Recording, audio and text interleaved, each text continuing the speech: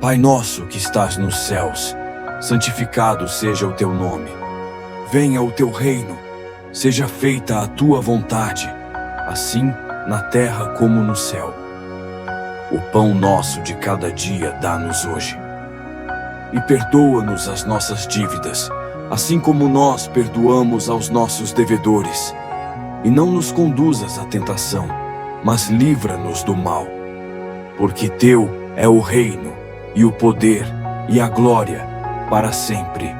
Amém.